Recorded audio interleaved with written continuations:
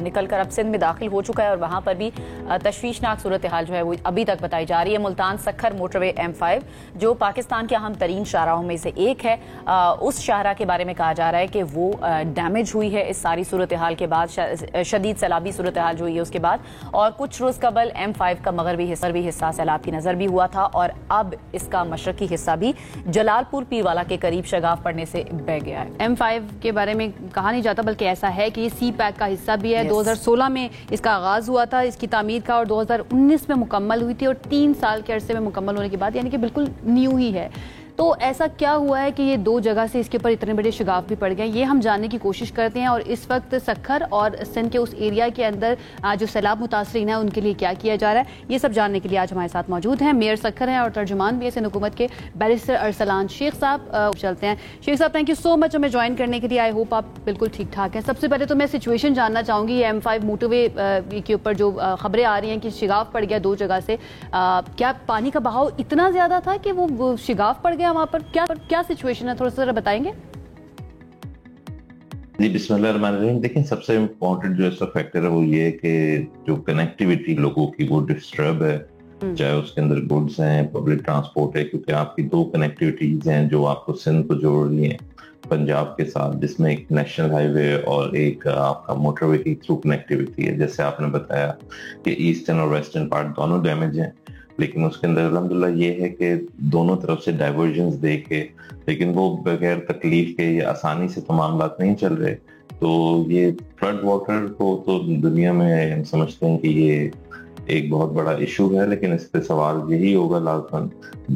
لیکن for the sake of clarity یہ بتاتے چلیں کہ جو موٹر ویز ہیں یا جو آپ کے ہائی ویز ہیں یہ فیڈرل گورنمنٹ کے ڈومین میں آتے ہیں، لیکن جو ایک سچی بات ہے وہ کہنی چاہیے کہ ایٹ دا ٹائم جو کہ ڈیزائن کیے تھے، جب بھی آپ اس طرح کے میگا پروجیکٹ ڈیزائن کرتے ہیں تو اس میں فلڈ ایکسیسو لیول، اس کے اندر ایک ہسٹری لیتے ہیں کہ 20 25 30 سال میں کتنا سیلاب آیا،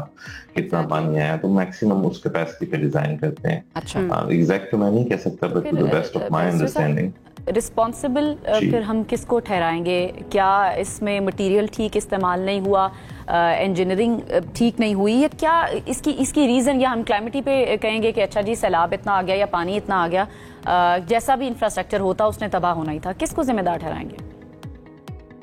دیکھیں یہ ڈپارٹمنٹ جو اس کا ہے وہ تو نیشنل ہائی وے ہے، لیکن before jumping to a conclusion میں نے آپ کو جیسے کہا کہ اس کے اندر 2-3 چیزیں ہیں وہ آفٹر انکوائری سامنے آئیں گی۔ واز اٹ مٹیریل فالٹ، کوئی نیگلیجنس تھی، یا پھر ایک ایکچوئل، دیکھیں پانی کا فلو تو ہم دنیا میں دیکھ رہے ہیں، بڑے بڑے نقصانات ہو رہے ہیں،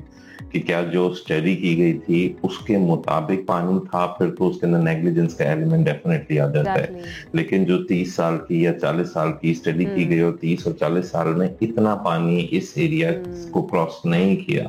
تو میں سمجھتا ہوں کہ اس کے اندر جو انفورسین بالکل ٹھیک بات کر رہے ہیں، اینڈ ڈیفینیٹلی یہ فیڈرل گورنمنٹ کے ہی انڈر آتا ہے۔ یہ بتائیے گا ارسلان، یہ جو آپ ساری چیزیں بتائیں کہ جس وقت اسٹڈی کی جاتی ہے یا پھر ریسرچ کی جا رہی ہوتی ہے کسی بھی بڑے پروجیکٹ کے لیے، اس میں بہت ساری چیزوں کو دیکھا جاتا ہے جس کا آپ خود ہی ذکر کر رہے ہیں۔